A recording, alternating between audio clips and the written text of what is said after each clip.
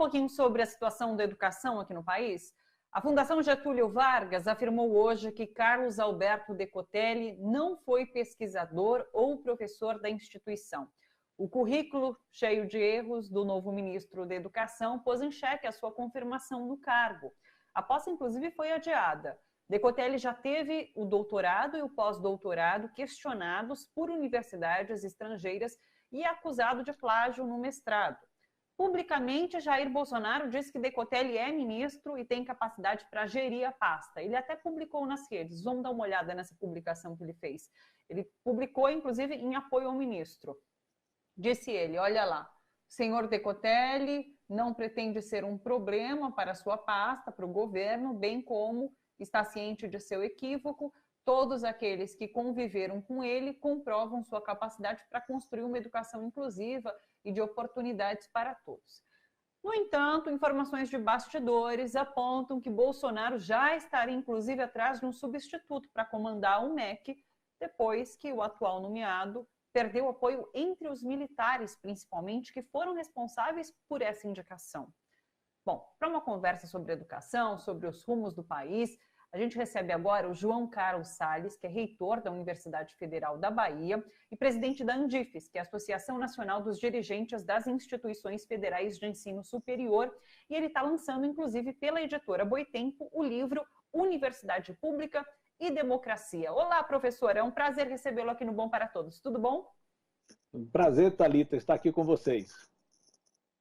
Que bom. Professor, eu queria que você falasse um pouquinho primeiro sobre o novo ministro da Educação, na verdade, sobre esse imbróglio todo na pasta, a pasta que teve um ministro que era terrível para a educação no país, acabou saindo, ficou vago por alguns dias esse cargo, e agora teve esse novo ministro que foi envolto numa polêmica em relação a títulos. Inclusive, ele parece tratar com muita leviandade títulos, né? Porque é muito importante essa titulação. Não é qualquer um que realmente pode colocar ali no currículo que é mestre, que é doutor. Eu queria que você falasse, inclusive, também sobre isso, sobre a importância desses títulos e que eles não podem ser tratados com essa leviandade.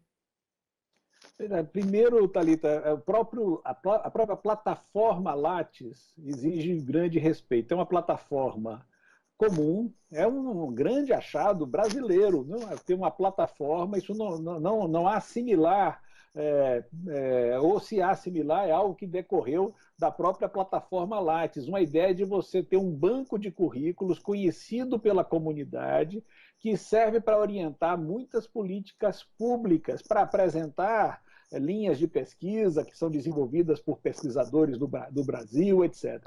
Então, o preenchimento do Lattes exige cuidado. Quando nós inserimos uma nova afirmação, eu publiquei um texto, por exemplo, aí coloca no Lattes, e na hora que você envia essa informação para o CNPq, aparece uma tela de diálogo, pela qual o pesquisador é lembrado de que ele se responsabiliza pela informação dada ali. Então, preencher isso, mesmo qualquer título, qualquer artigo, tudo isso exige responsabilidade. É lamentável que estejamos hoje discutindo isso. Eu queria só fazer um comentário mais geral acerca da condição de ministro. Nós enfrentamos, durante esse governo, um ataque sistemático à universidade pública. Chegou esse ataque a ter a forma de uma agressividade conhecida de todos.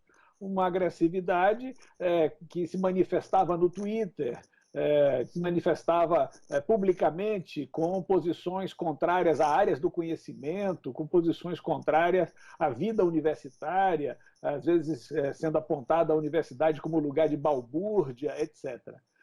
Eu quero dizer que, na condição até de reitor e também agora como presidente da Andifes, né, lembrar que a nossa postura deve ser sempre serena e firme. Serena porque nós temos a obrigação do diálogo com qualquer que seja o gestor público.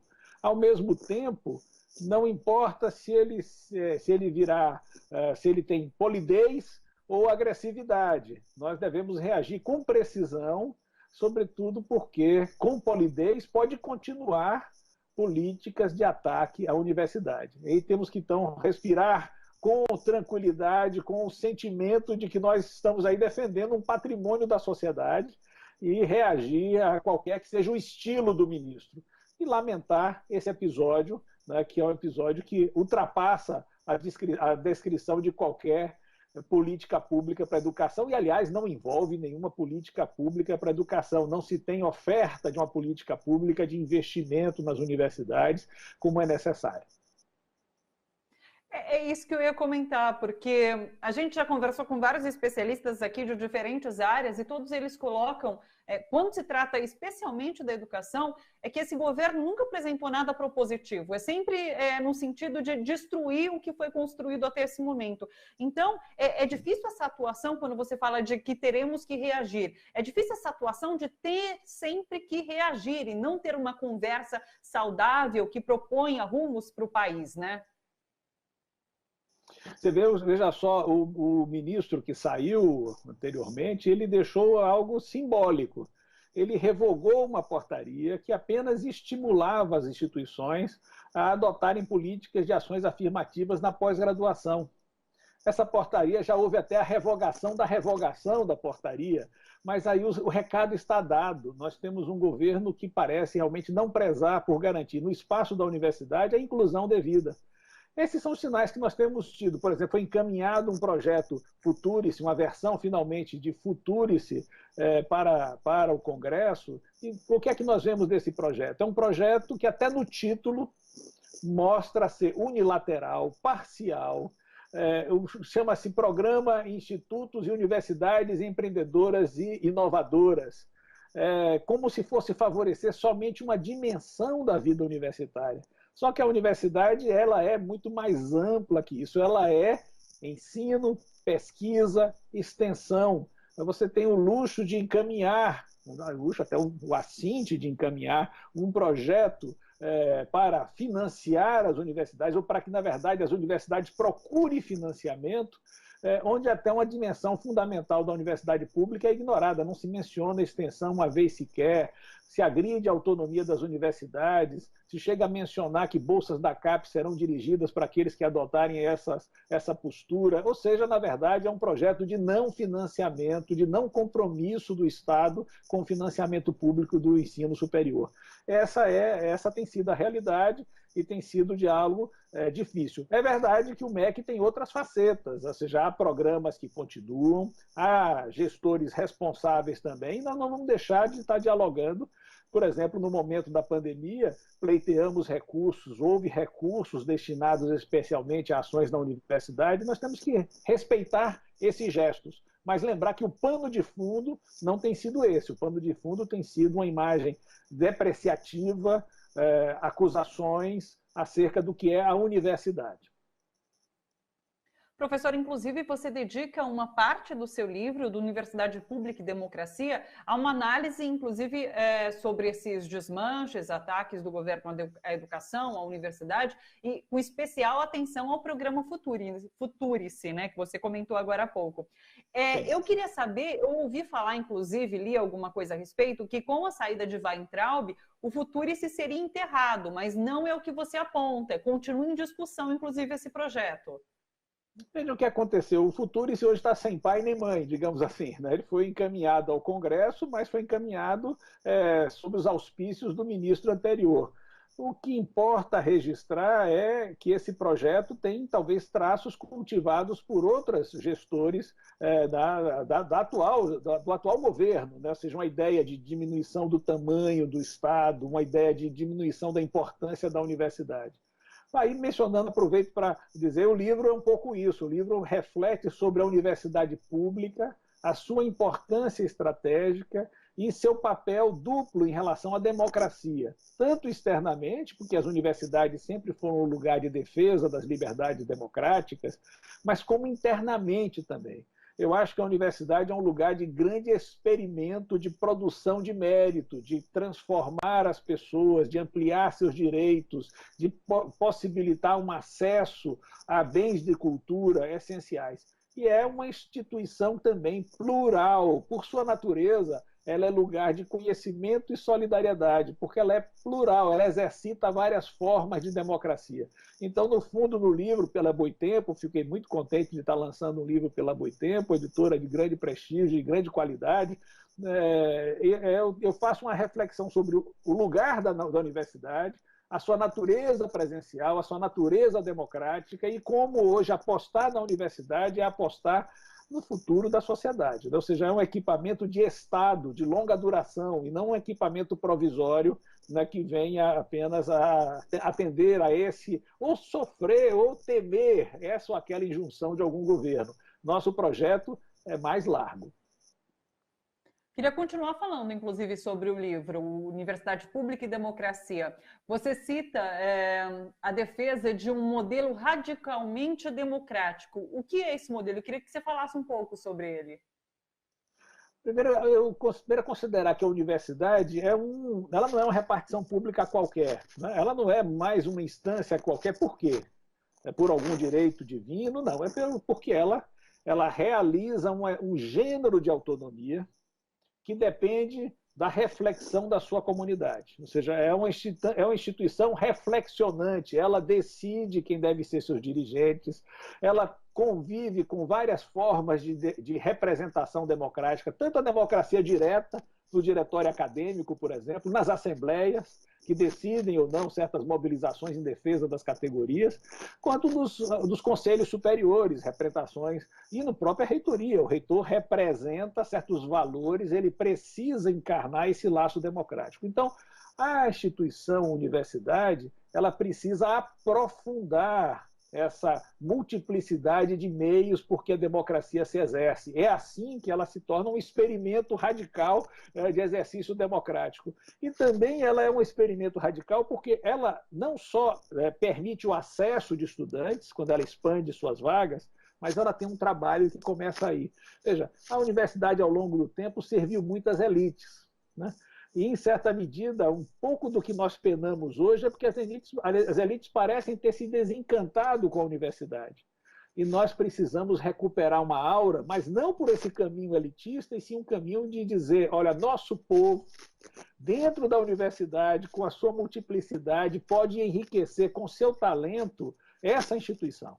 E eu tenho confiança de que aí nós temos um trabalho forte para possibilitar, dentro da universidade, que o jovem com talento não sofra obstáculos à sua boa formação. Notem bem agora, só para dar esse exemplo, durante a pandemia, o que é que a pandemia trouxe e explicitou? Explicitou traços de uma sociedade extremamente excludente, desigual, inclusive no acesso a tecnologias digitais. Boa parte dos nossos estudantes hoje está privado do acesso, até quando tem o acesso à internet, não tem o equipamento adequado, não tem condições em casa de ter a concentração devida. Por que isso se tornou tão mais explícito? Porque fora da pandemia, no ambiente da universidade, as desigualdades diminuem. No ambiente da universidade, o estudante é acolhido, tem assistência estudantil, é reconhecido em sua diversidade. Nesse sentido, vejam só como a universidade é lugar de acolhimento, lugar de aprofundamento e de produção do mérito.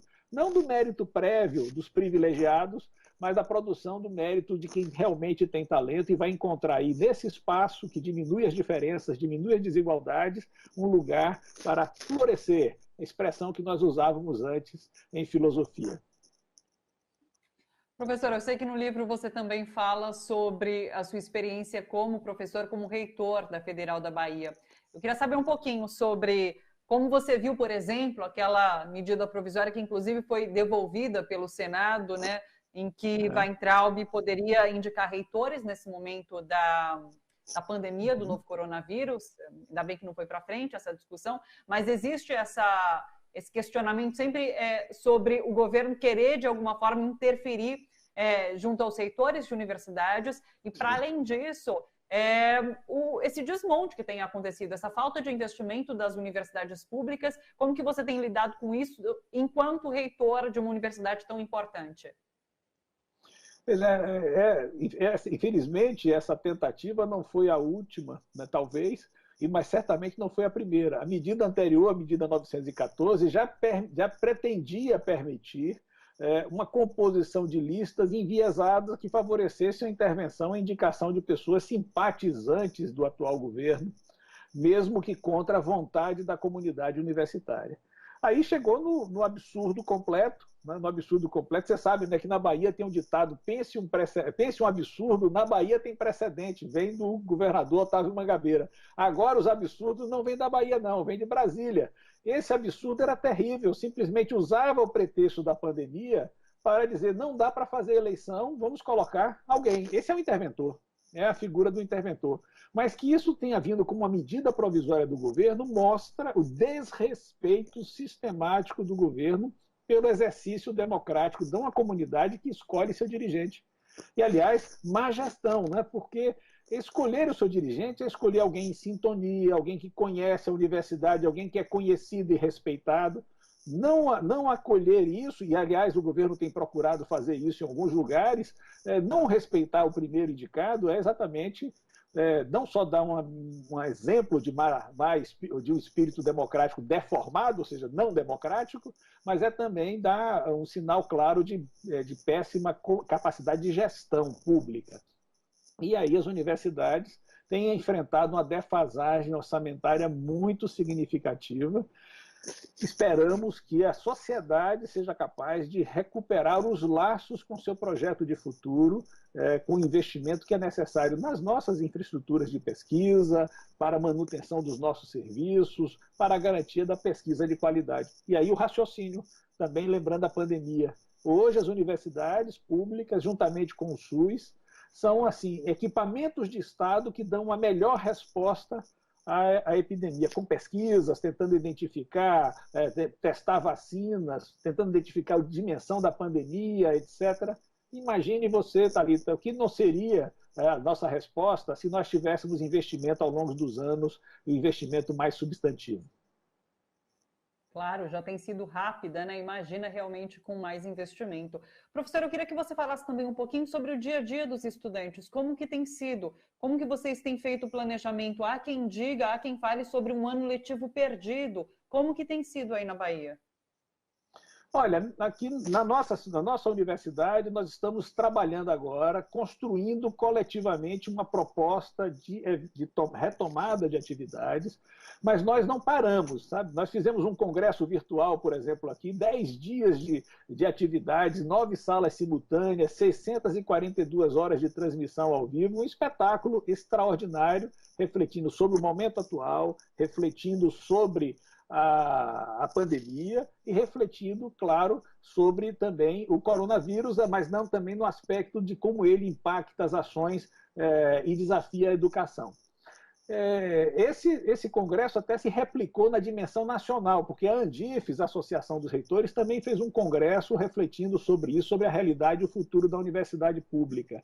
Como é que nós estamos fazendo? Nós estamos mantendo assistência estudantil, nós mantemos esses laços e estamos trabalhando agora para verificar o que pode ser retomado em atividades remotas. Certamente, presencialmente, é muito difícil. Só para você ter ideia, só para pensar na Bahia, nós temos hoje mais de 8.000 turmas com estudantes matriculados. Esses estudantes não podem retornar para os espaços, nós precisamos reorganizar os espaços, manter distanciamento social, higienizar melhor, ter espaços de higienização, usar equipamentos de proteção individual. Então, voltar presencialmente, isso não seria adequado. Voltar virtualmente é delicado, porque, primeiro, muitas das nossas matérias, disciplinas, não podem ter um tratamento remoto. Nós somos uma universidade presencial, temos equipamentos, laboratórios, teatros, espaços de convívio, bibliotecas. Nós somos uma universidade e por isso mesmo temos essa riqueza de ser um lugar especial, um lugar de confrontação de saberes, de confrontação de gerações, de formação. Isso não pode se tornar remoto. Nós não podemos, inclusive, Thalita, nesse momento, essa é uma questão delicada, não podemos fazer com que o vírus dê lugar à bactéria oportunista, que é a ideia de suprimir, tratar com austeridade essa universidade que precisa de investimento e liberalizar, tirar a regulação do que seriam as ações online. Nós precisamos de universidade onde haja pesquisa, onde haja extensão, onde haja um ensino que seja alimentado por essa pesquisa e por essa extensão. Então, nós precisamos de investimento nesse lugar especial, né, que é um lugar com essas dimensões, com autonomia, no exercício de democracia, porque senão nós estaremos empobrecendo as nossas gerações, comprometendo o futuro e a independência intelectual de nosso país. Professor, só para finalizar, você enquanto professor do Departamento de Filosofia da Universidade, como que você reflete acerca do futuro, do pós-pandemia, do que teremos passado, tudo isso que estamos enfrentando agora? Você vê que as pessoas às vezes lançam um olhar otimista demais sobre o que pode acontecer, por outro lado, às vezes pessimista demais. Eu acho que nós podemos encontrar um meio caminho da seguinte forma. Primeiro, saber que a pandemia não redime, ela não cura, não torna as pessoas melhores necessariamente. Infelizmente, nós podemos ter um legado de exclusão, de autoritarismo, como decorrente da pandemia, porque estamos numa sociedade excludente e autoritária. Ao mesmo tempo, é preciso olhar com otimismo, que é o otimismo da resistência. Nós precisamos nos mobilizar, sim, né? Reforçar certos espaços, certos lugares, como lugares que são naturalmente lugares de resistência ao obscurantismo e ao autoritarismo. E um desses lugares, Thalita, um lugar que confere esperança, é a universidade pública. Que ótimo. Foi um prazer conversar com você, professor. Deixa eu falar, olha, quem quiser ter acesso à Universidade Pública e Democracia, que é o livro do professor João Carlos Salles, é só entrar na editora Boitempo. Está aí, a capa do livro é essa, então lançado pela editora Boitempo, disponível já no site da editora. Você quer deixar algum recado acerca do seu livro, professor? Olha, vale a pena ler. Eu sou suspeito, mas eu acho que é uma experiência. Eu acabei registrando a experiência de 15 anos envolvido na gestão pública, 15 anos envolvido em projetos onde eu acredito bem que a excelência acadêmica e o compromisso social não são projetos que entram necessariamente em oposição. Ao contrário, a boa excelência acadêmica, o refinamento de nossa gente se associam num projeto de universidade pública. Agradeço muito, Thalita, a oportunidade de poder falar desse livro e de poder conversar com vocês sobre a universidade e a educação brasileira.